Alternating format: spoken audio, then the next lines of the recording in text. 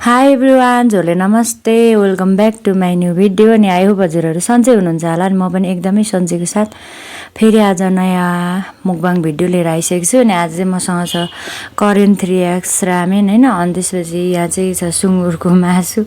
अझैसम्म नि सके होइन है मेरो चाहिँ यो लगभग 1 केजी लिएको थिएँ, तर मैले 3 टाइम खाइसक्न लागिसकेँ। बाबुले चाहिँ धेरै मन पराउँदैन नि त, अनि त्यही भएर। अनि यहाँ छ के अरे फ्राई गरेको अन्डा छ, अनि चाउचाउ छ। मैले सलादहरू चाहिँ केही पनि राखेको छैन। अनि अब म चाहिँ ढिलो नगरिकन खान्छु। अनि योभन्दा अगाडिको भिडियो तपाईँहरूले हेरिहाल्नुभयो होइन। मेरो चाहिँ साउन्ड चाहिँ मतलब रेकर्ड चाहिँ भएछ, तर साउन्ड चाहिँ मिलेन छ कि त्यो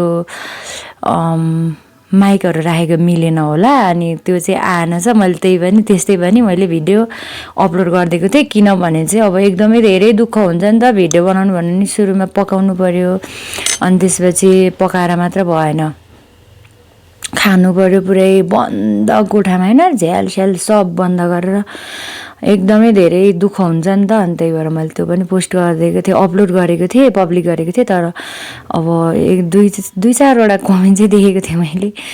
अनि एकजना हाम्रो अधुरो किचन हुनुहुन्छ, उतै हाम्रै खोटाङतिरको एकजना ब्रदर, अनि उहाँले चाहिँ भन्नुहुँदै थियो बोल्नुपर्छ के अरे साउन्ड नआएकोमा, अनि त्यसपछि सङहरू राख्नुपर्छ भनेर कमेन्ट गरिरहनु भएको थियो। तर मैले अब अरू भ्लगिङ टाइपको भए त सङहरू राख्दा पनि हुन्थ्यो। अब यो मुकबाङमा चाहिँ मैले सङ राख्दा चाहिँ राम्रो देखिँदैन, मतलब सुनिँदैन भनेर मैले चाहिँ त्यसमा चाहिँ मैले लगाइनँ। अनि यत्तिकै अपलोड गरिदिएको। त्यही पनि तपाईँहरूले माया गरेर हेरिदिनु भयो, सबैजनालाई धेरै धेरै धन्यवाद भन्दै अब आजको भिडियो म सुरु गर्छु है त। आजको नि मैले अघि कतिचोटि चेक गरिसकेँ रेकर्डमा होइन, साउन्डहरू आउँछ आउँदैन भनेर चाहिँ।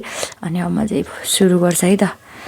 अस्ति नै मैले एकचोटि ट्राई गरेको थिएँ होइन, बुलडग अनि यो कोरियनको 3x, अनि करेन्ट गरेर 3 टाइपको ट्राई गरेको थिएँ, मतलब कुन चाहिँ मिठो भनेर। अनि यो पनि एकदमै राम्रो लागेको थियो क्या।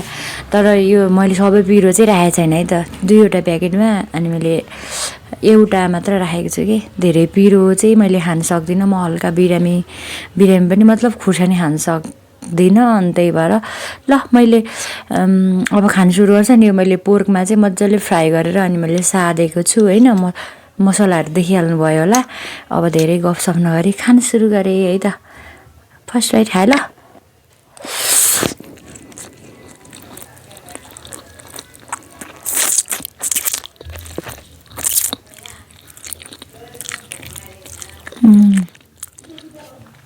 साह्रै नै सिलाउँछ क्या, साह्रै नै।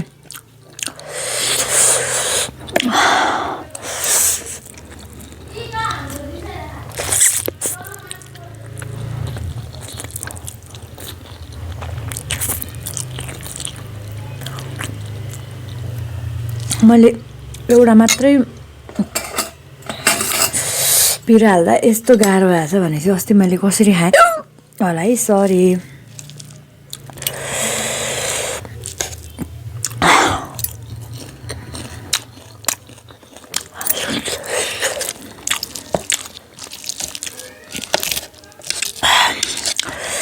पिरोले तातो भएर मलाई चाहिँ हिच्की आयो।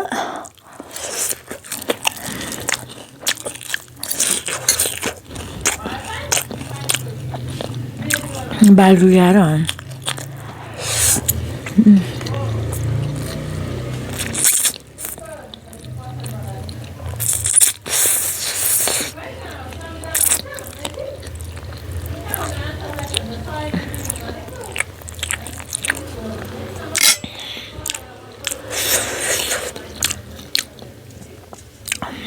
मासु खाइदिउँ त।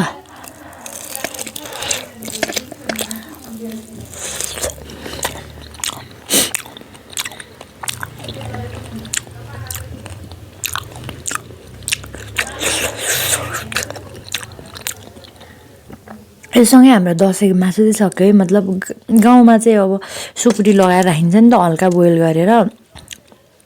मैले चाहिँ पुरै फ्रिजमा राखेको थिएँ।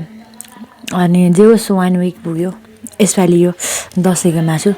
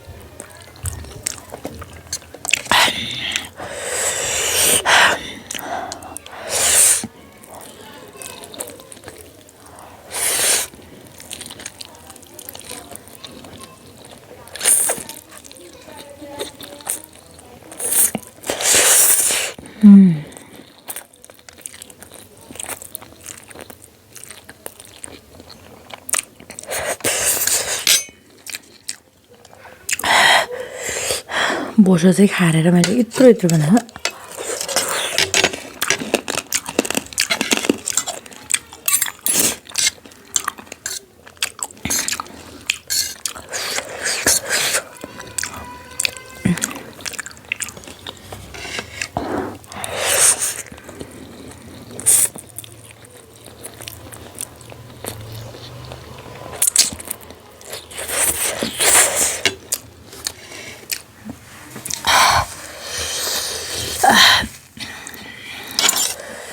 यस्तो पिरो यस्तो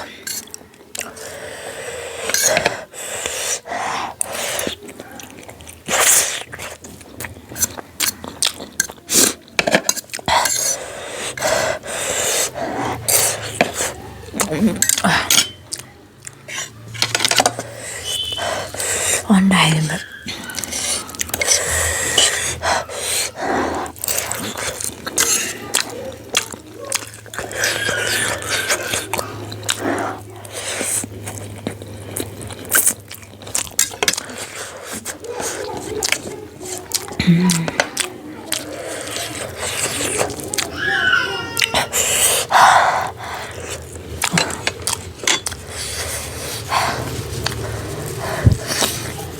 आज मलाई यस्तो गाह्रो भएको छ है 2 प्याकेटमा एउटा अस्ति मैले कसरी खाएर ओ माय गॉड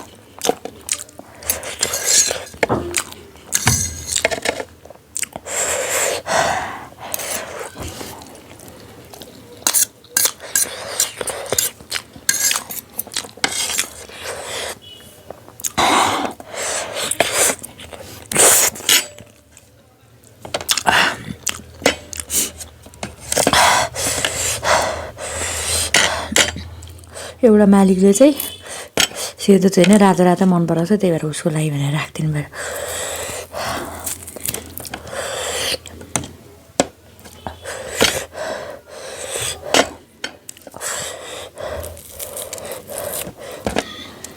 यति चाहिँ मलाई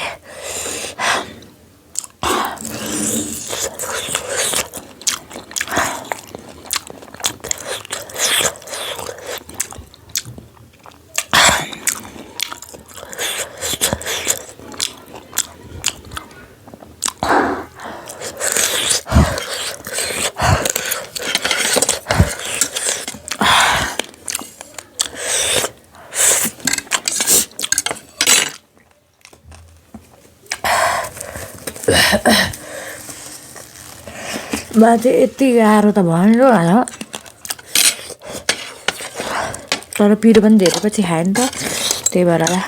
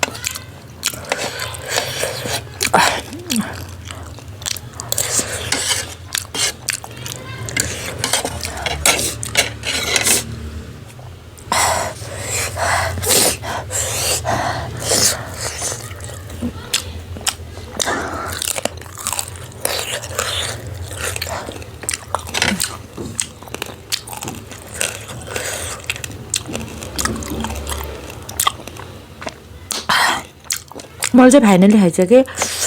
यिनीहरू पनि मैले खान्थेँ होइन, तर बाबुलाई भनेर राखिदिएको। झर्दै रातो मासु मन पराउँछ कि उसले, त्यही भएर।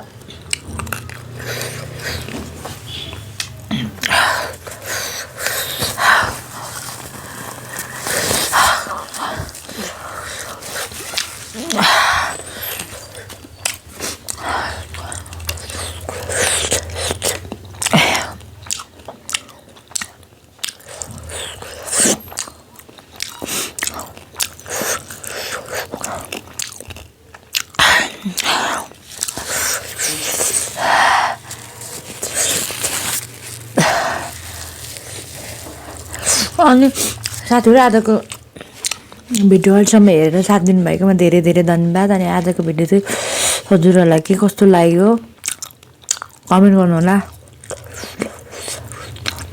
लाइक पनि गर्नुहोला है। अनि नयाँ हुनुहुन्छ भने चाहिँ सब्सक्राइब गर्नुहोला भन्दै आजको भिडियोबाट चाहिँ म बिदा हुन चाहन्छु है। फेरि नेक्स्ट भिडियोमा भेटौँला। By everyone.